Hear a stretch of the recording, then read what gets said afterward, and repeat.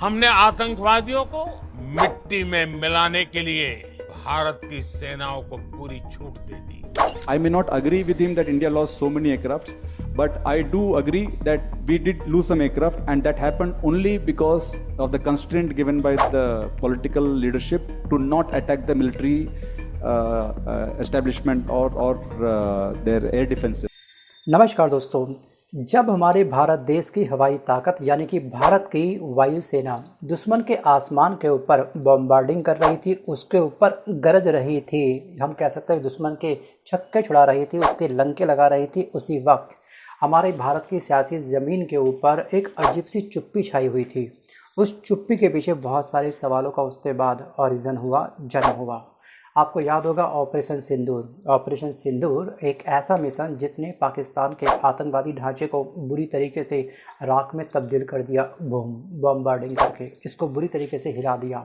लेकिन साथ ही साथ दोस्तों कई नए सवाल भी उसके बाद खड़े कर दिए गए विपक्ष के द्वारा, कुछ आम जनता के द्वारा, कुछ सोशल मीडिया पर इन्फ्लुएंसर के द्वारा।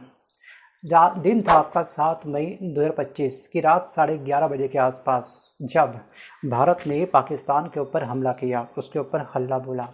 तो ये कहा गया कि आतंकियों की आखिरी बची कुची ज़मीन भी मिट्टी में मिला दी जाएगी। लेकिन हकीकत दोस्तों ये थी कि सिर्फ आतंकियों पर नहीं बल्कि भारत की रणनीति पर भी उस रात कई मिसाइलें दागी जा रही थी, वो भी सवालों की। अब देश ये पूछ रहा है कि अगर हमने इतना दमखम दिखाया, अगर हमारा ऑपरेशन सिंदूर इतना सफल रहा, तो फिर सीज़ फायर क्यों हुआ? और सबसे बड़ा सवाल ये कि सीज़ फायर करने वाला जो पर्सनैलिटी था वो था थर्ड पार्टी पर्सनैलिटी, मतलब कि डोनाल्ड ट्रंप। और डोनाल्ड ट्रंप ने अपना ट्रम्प कार्ड चला है, हर बार हर मंच पर उसने यही बोला है, प्रेस कॉन्फ्रेंस में यही बोला है कि इंडिया पाकिस्तान के बीच में वॉर उसने रुकवा दी। और हमारी स्टेटमेंट जारी होती है 4 दिन बाद, ऐसा क्यों? ये सबसे बड़ा सवाल है। और सबसे बड़ा सवाल ये भी है कि क्या उस दिन या फिर उस रात जिस दिन सेना ने पाकिस्तान के ऊपर हमला किया, क्या उस रात उनके हाथ बांध दिए गए थे? वैसे तो पूरा अनाउंसमेंट किया गया था कि हमने अपनी मिलिट्री को पूरा फ्रीडम दे रखा है कि आपको जो इस्तेमाल करना है करो, नौसेना, वायुसेना, थल सेना, जिसका इस्तेमाल करना है करो, जिस भी वेपन्स का इस्तेमाल करना है करो।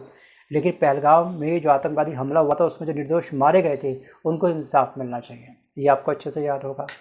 आज दोस्तों 1 जुलाई 2025 है, ऑपरेशन सिंदूर को पूरे 55 दिन हो चुके हैं, लेकिन सरकार आज भी खामोश है और जनता जवाब मांग रही है, विपक्ष जवाब मांग रहा है कि आखिरकार ऑपरेशन सिंदूर में हमारे कितने विमान गिरे हैं। देखिए, युद्ध में कैजुअलिटी तो होगी। अगर हमारी आपस में किसी व्यक्ति से हल्का सा भी झगड़ा हो जाता है, हल्की सी भी हाथापाई स्टार्ट होती है, तो थोड़ी बहुत तो पेन हमको पक्का होता है, चाहे वो हल्का सा मुक्का मार दे या हाथ पे या फिर हाथ को थोड़ा सा मरोड़ दे, पेन तो पक्का होता ही होता है। तो यहाँ पर इतनी बड़ी जंग हो गई और हमारा एक भी विमान नहीं गिरा। आंकड़ा शेयर करने में इसमें हर्ज क्या है भाई?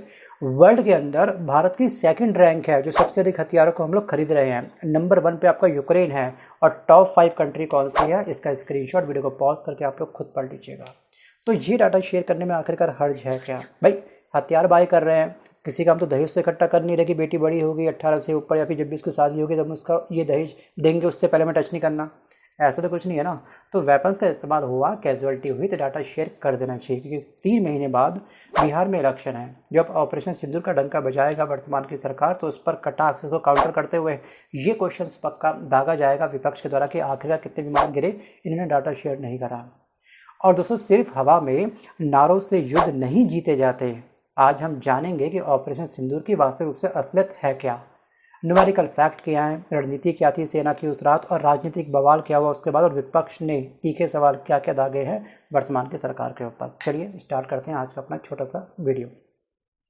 दिन था आपका 7 मई 2025, रात 11:30 बजे के आसपास ऑपरेशन सिंदूर का पहला फेज स्टार्ट होता है और भारतीय वायुसेना ने उस दिन मिराज 2000, सुखोई आपका 30 MKI और राफेल जैसे मल्टी रोल कॉम्बैट एयरक्राफ्ट उस रात तैनात किए थे, यहाँ पर दुश्मन के छक्के छुड़ाने के लिए, पाकिस्तान के ऊपर हमला करने के लिए।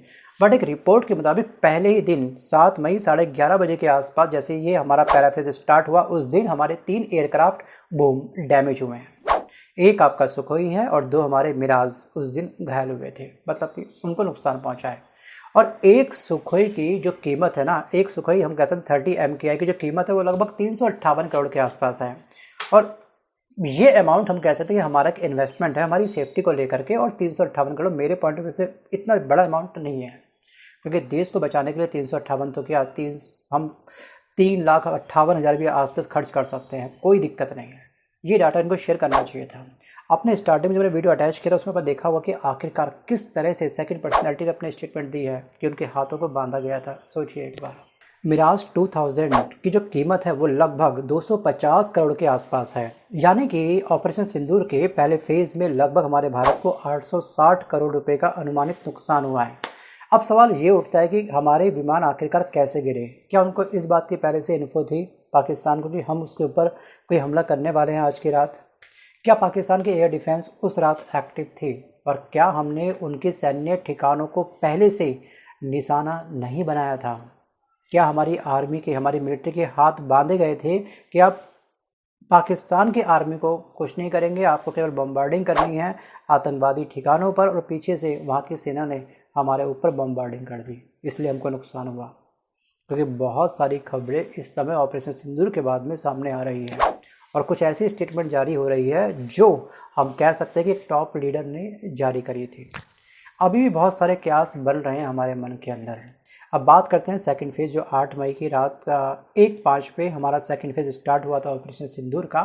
उसमें हमने ब्रह्मोस मिसाइल का प्रयोग किया था। ब्रह्मोस जो हमारी क्रूज मिसाइल है उसकी स्पीड मैक 2.8 के आसपास है। रेंज इसकी नए वर्जन की जो रेंज है वो 500 किलोमीटर के आसपास है, और इसके प्रति यूनिट जो लागत है 34 करोड़ है। 34 करोड़। वहीं अगर हम देखेंगे पाकिस्तान की वायुसेना कितनी स्ट्रांग है भाई, इसके पास LY-80 है, HQ-16। इसके जो मिसाइल सिस्टम रेंज है वो 40 किलोमीटर के आसपास है। इसके पास PADS-20 मोबाइल रडार यूनिट है जो 360 डिग्री कवरेज कर लेता है, टारगेट को लॉक करके बूम वहीं पर धराशायी कर देता है। क्योंकि पाकिस्तान भले ही कमज़ोर देश हो, वेंटिलेटर पे पड़ा हो, कर्जे के रकम पे चल रहा हो, कटोरा इसके हाथ में हो, IMF का पूरा आशीर्वाद इसके पास में हो, लेकिन इसने भी कच्ची गोली नहीं खेली है।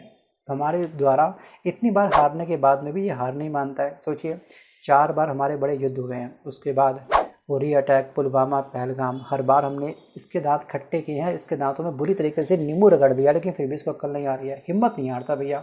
वैसे भी कहते हैं कि nature can not be seldom, कुत्ते के दुम सीधे नहीं हो सकते, वो शायद आदत से मजबूर है।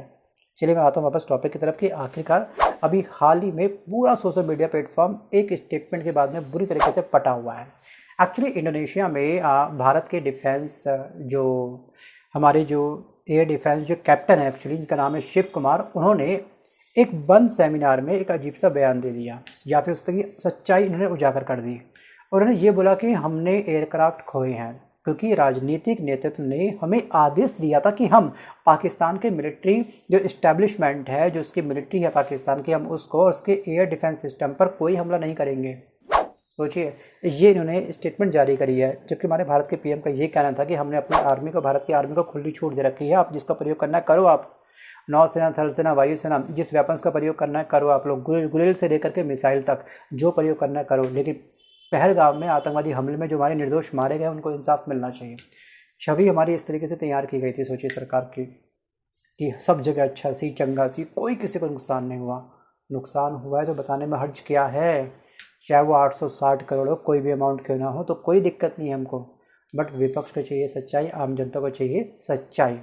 अब यहाँ पे जो हमारे कैप्टन है दोस्तों शिव कुमार की स्टेटमेंट के बाद में पूरी राजनीति में एक बुरी तरीके से तहलका मच चुका है। हर टीवी चैनल को आप जो भी ऑन करेंगे उन सब पर इसी टॉपिक पर डिबेट चल रही है। और यहाँ पर पाकिस्तान के एयर डिफेंस सिस्टम को नहीं मारने के कारण पाकिस्तान ने हमारे फाइटर जेट को निशाना बनाया। हमारा फोकस था आतंकवादी ठिकानों के ऊपर, हमारे ऊपर बैकएंड से बमबारी कर दी गई। पहले चरण के अंदर को बहुत बड़ा नुकसान हुआ, हम कह सकते हैं। शुरुआती नुकसान के बाद में भारतीय वायुसेना ने अपनी रणनीति थोड़ी चेंज करी।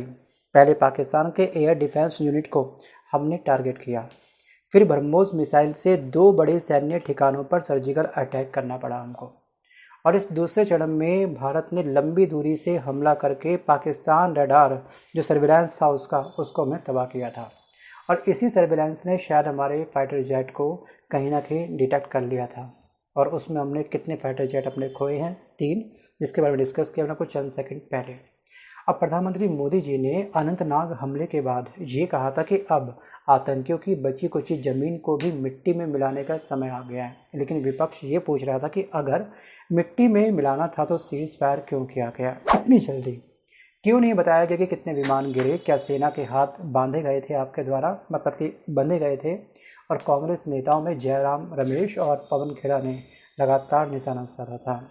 अगर सरकार ऑपरेशन का राजनीतिक फ़ायदा उठा सकती है तो पार्लियामेंट में जवाब देने से क्यों डर रही थी, क्योंकि 60% विपक्षी सांसदों ने संसद के अंदर स्पेशल सेशन बुलाने की मांग करी थी कि हम भी ऑपरेशन सिंदूर में जो कुछ आपने किया है उसको लेकर के हम आपसे कुछ सवाल जानना चाहते हैं, आपसे हम कुछ रिप्लाई चाहते हैं, तो आप एक काम करें सेशन डिज़ाइन कर दो। इस सेशन के बारे में जो रिक्वेस्ट थी उसको रिजेक्ट कर दिया गया था, सोचिए। और वहीं पर कुछ विरोधाभास टीका टिप्पणी भी करी गई थी, 3 विरोधाभास बयान जो इस ऑपरेशन सिंदूर पे एक बहुत बड़ा क्वेश्चन मार्क रेज कर देते हैं। सबसे पहला जो बयान आया था वो आया था CDS जनरल अनिल चौहान का। सिंगापुर में ब्लूमबर्ग के इंटरव्यू में इन्होंने क्या बोला था, आपको याद है ना, कि losses don't matter result matter, मतलब कि लॉस कितना हुआ ये मैटर नहीं करता है, रिजल्ट क्या रहा ये मैटर करता है, ये इनका बयान था।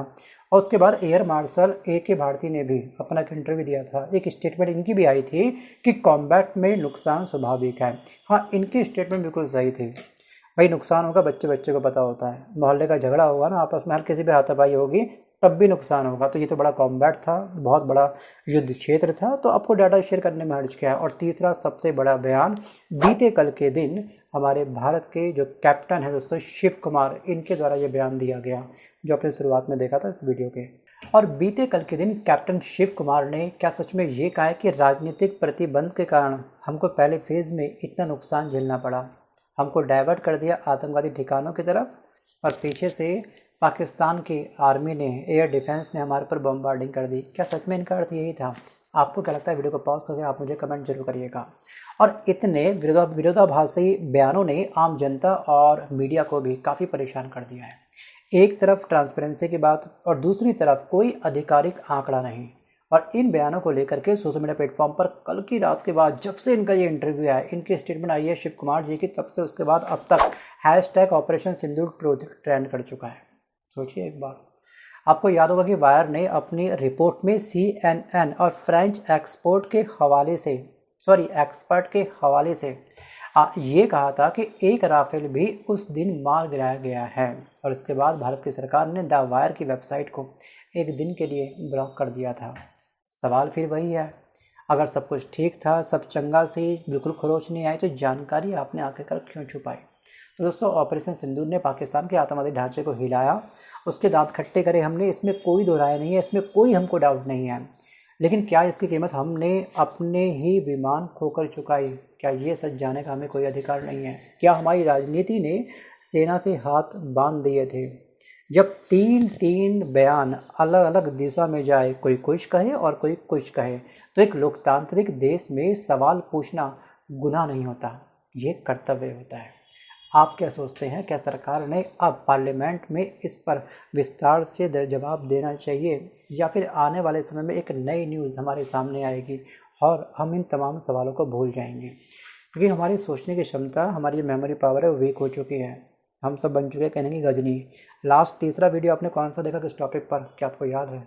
बताइए मुझे कमेंट करके आपने कि आखिरकार आपका वो वीडियो का टॉपिक क्या था। कुछ तो टॉपिक होगा, क्योंकि हम लोग पिछली बातों को बहुत जल्दी भूल जाते हैं। सो आपको क्या लगता है? वीडियो को पॉज करके आप मुझे कमेंट जरूर करिएगा। तो फ्रेंड, आज के इस वीडियो में बस कल इतना ही। मिलता हूँ जल्द एक नए वीडियो के साथ, तब तक के लिए धन्यवाद।